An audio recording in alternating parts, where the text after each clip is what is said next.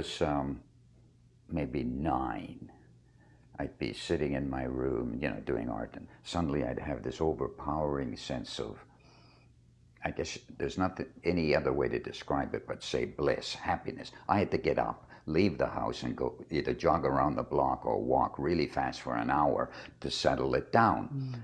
But it was a very beautiful experience, but it was too strong. Couldn't do anything while that experience was going on. Yeah. And that went on for years, almost every day. Wow. And I had no idea what it was. I liked it, but I couldn't sit still when that was going on. Nor could I think or do anything other than go and do something really physical. And then it would settle down. And that probably happens now too. No. No, it doesn't happen like that anymore. It's settled in there, but that sense of the self, that expanded quality, has a thickness to it now. I can see it. And because with inner sight, and because I can it has a sight to it and a knowingness to it, because this feeling of love or bliss, if you want to call it that, that's what I mean by thickness. It's almost like this room right now. When I'm talking like this, it feels almost glowing. And so I'm walking through the glow, or I'm talking through the glow. The glow doesn't go away. It's almost vibrating, but it doesn't obscure anything. Everything looks exactly the same, but if I put my feeling on it, it doesn't look exactly the same. It looks like me.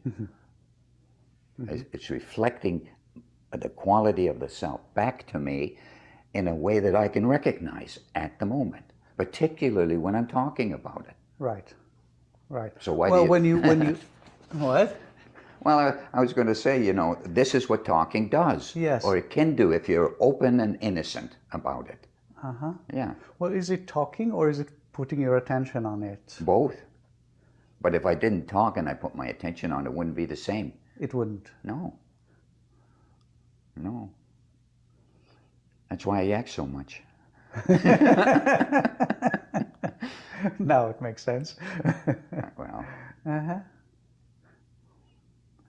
there's something about sharing these experiences, I had expanded awareness for 50 years or longer, 60 years. I've had it my whole life.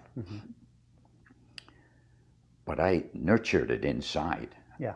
Even though it wasn't just inside, it was everywhere, but I didn't share it.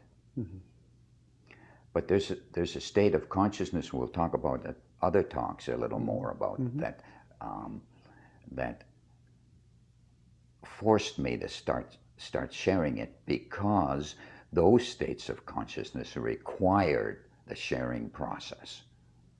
They required it. They forced it on me.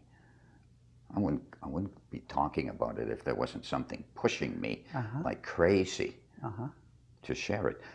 You know what it is? What? Like I've noticed in my little groups is that when other people wake up, I'm the recipient of that waking up.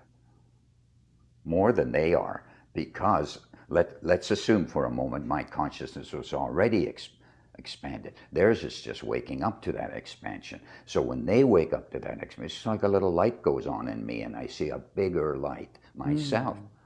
Why do you think gurus and teachers, I don't consider myself a guru, but gurus and teachers and mentors, why do they teach and keep doing it? They're not just doing it for the money, they're doing it because they enjoy it, they get something back,